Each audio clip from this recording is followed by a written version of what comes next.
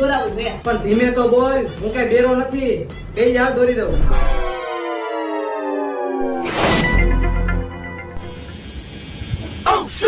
ઉભા રહ્યો. જાતો આવું પેલા. આ બધું ઘરે કરીને આવતા હોય તો જા હાલ અને હાથ ધોઈને આવજે પાછો.